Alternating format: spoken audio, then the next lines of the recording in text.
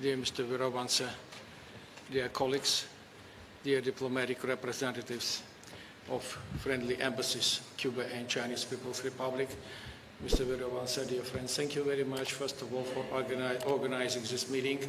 Very influential, very important for my country, especially on this sensitive period. And just it's for me a big honor to be here among you.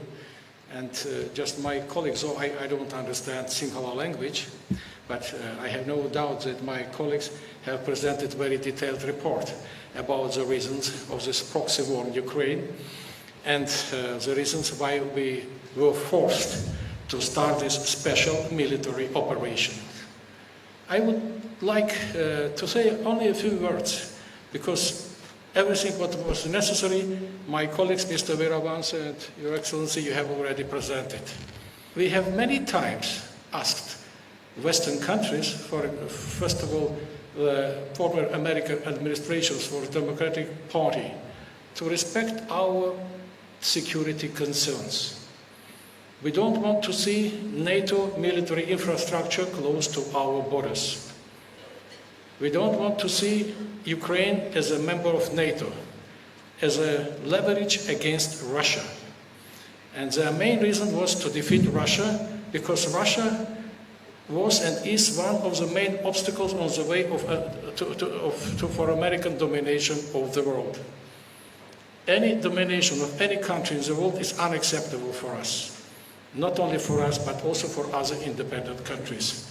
But they just didn't respect it. That's why we were forced to start this military operation. It's not Russia-Ukrainian war. If it was Russian-Ukrainian war, we would have defeated Ukraine very soon, because you cannot compare Russian military capability and military capability of the Ukraine.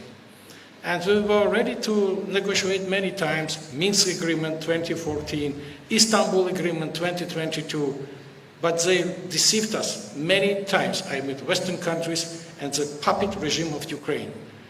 Ukraine is a puppet regime, and they are a tool in American hands, in the hands of the Europeans.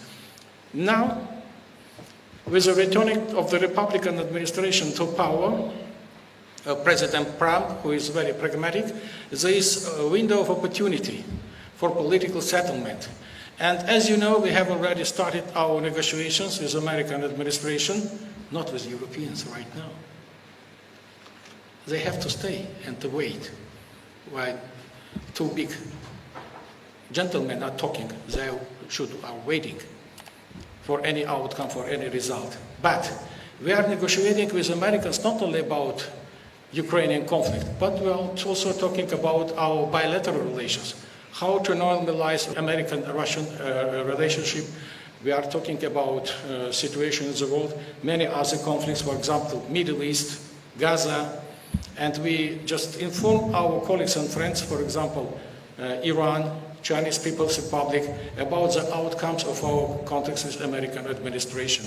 Hopefully, we will be able to settle down the conflict, and all the countries, first of all, from the global south, will benefit from it, because the sanctions, threats, pressure is not our way, because Europeans and previous American administration, they have forgotten the language of diplomacy.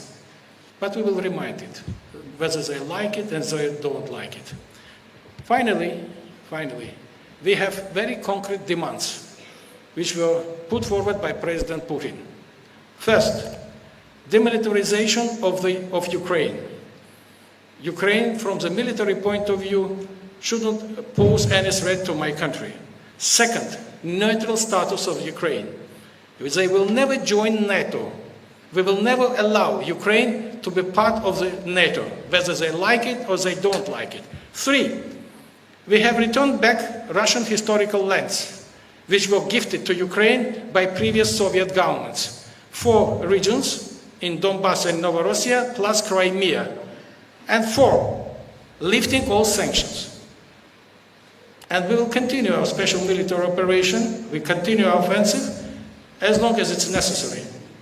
And finally, I would like to assure you that we will defeat the puppet regime in Ukraine and its European sponsors, whether they like it or they don't like it.